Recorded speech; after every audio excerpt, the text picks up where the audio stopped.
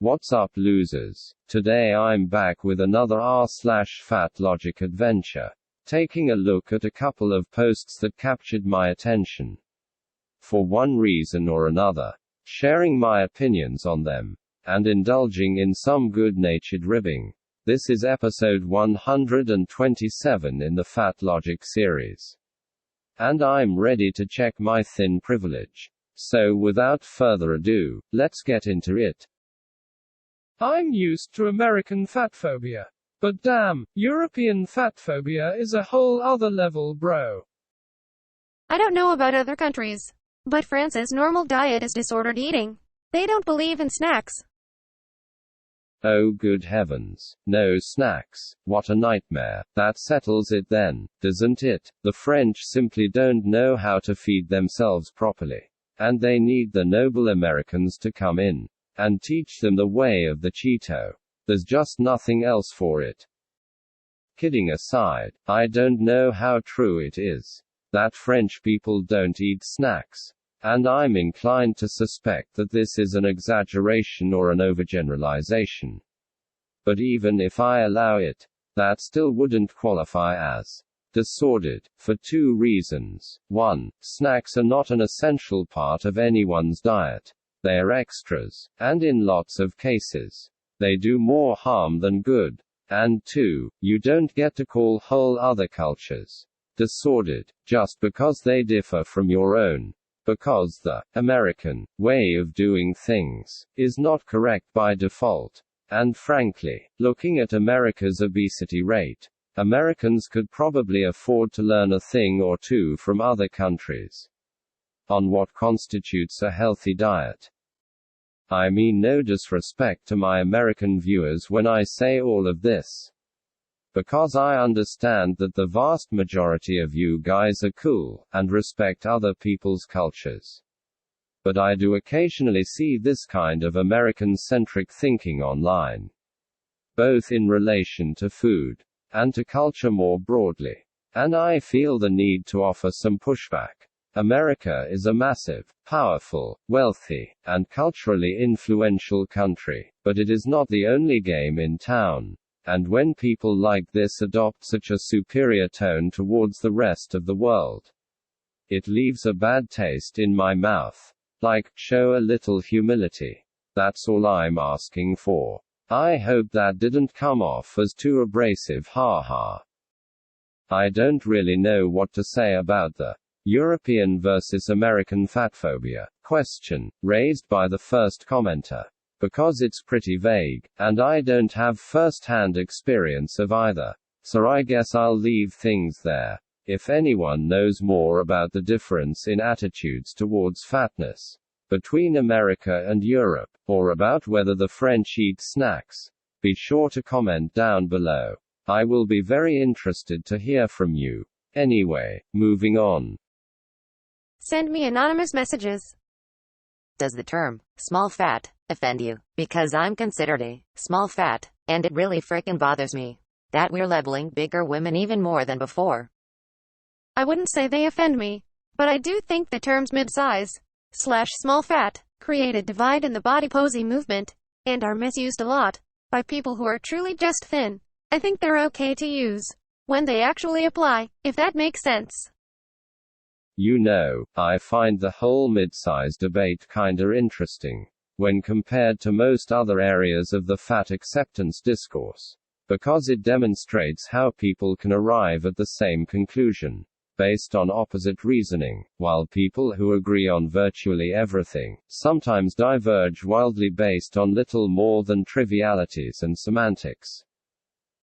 Like, I actually agree with the commenter here that the term small fat is stupid and unhelpful, but where they take issue with it because it labels bigger women, and is apparently offensive, I take issue with it because it's a pointless oxymoron that lulls people into a false sense of security around what could be a rather serious weight problem, and legitimizes different levels of obesity as cutesy little categories for people of different body sizes, rather than different levels of severity for the same crippling disease. I mean, what's to be gained from calling someone a small fat? Exactly. All it does is remind them that yes, there are lots of people who are fatter than they are, and reinforce their misguided belief that they don't need to change anything about the diet or lifestyle, because it could always be worse. This thinking is reflected in the poster's response that a lot of small fat and mid-size people are actually just thin, because realistically, this is very rarely actually the case.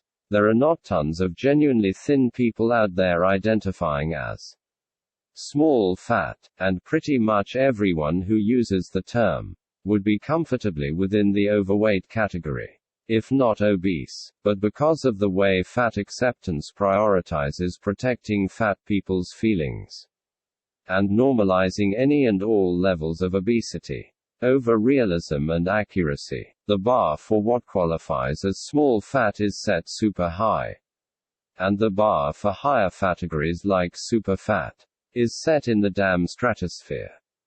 So basically, no, I don't think it's helpful to group fat people into a bunch of different levels and waste time bickering over who belongs on what level. If you're obese, that's a problem, and you should do something about it. And if you're morbidly obese, that's a big problem, and you should do something about it right now. Reassuring yourself that it's okay. You're just a small fat, or a mid-fat, or whatever, and there are people way fatter than you, is not doing anything to address the problem at hand. And let's be real, most of these terms are goofy as all hell to begin with. So if you try to bring them up outside of your online bubble, you'll probably get laughed out of the room anyway, haha. Oh, and for what it's worth, even for fat activists who buy into haze and are not worried about the health consequences of obesity whatsoever, I still think that there's no need to get into fights over who fits into what category. Because at the end of the day, you guys all think being fat is good, right? And you're all on board in the war against fatphobia. So whether someone is a mid-fat or a small fat or whatever shouldn't really matter. You can all be one big fat happy family together. It's a big circus tent. And there's plenty of room for everyone, haha. You cannot dismantle your fat phobia and seek intentional weight loss. That's like trying to dry a cup while holding it under a running faucet. They are in direct conflict with one another. Okay, so I don't know what the goal of this post is exactly, or what we're supposed to take away from it, but if it was intended to fight back against fatphobia, then all I can say is, mission failed, haha. Because if you're making demands of people about their own bodily autonomy and personal diet choices as part of your anti-fatphobia push, as far as I'm concerned, you've well and truly forfeited your right to have your concerns taken seriously, or to expect any level of cooperation from reasonable society. Like, if you want to put forward your case for how fat people could be treated better, then I'm willing to listen. I'm sure I would disagree with a lot of what these fat activists have to say, and that the proposals for which I would be willing to offer my support would be relatively few. But I am not averse to dialogue. When you precondition your cause on the illegitimacy of any and all diets, and equate intentional weight loss to fatphobia, however, we're done. There won't be any discussion or negotiation. It's as simple as that. If dismantling fatphobia means embracing obesity, and telling people that they have to accept poor health and diminished quality of life for the cause, then I'm perfectly content being called fatphobic, because there are more important things in life than trying to stop crazy people from calling you names. I understand that this post is likely not directed towards me, and is instead intended to convince currently fat people to give up on their weight loss efforts by laying a guilt trip on them. But as far as I'm concerned, that only makes things worse, because it's taking advantage of the good intentions of a vulnerable group of people. who need to make a change in their life, but are, for one reason or another, struggling to take the necessary steps, and deliberately holding them back through emotional manipulation, which is honestly just gross.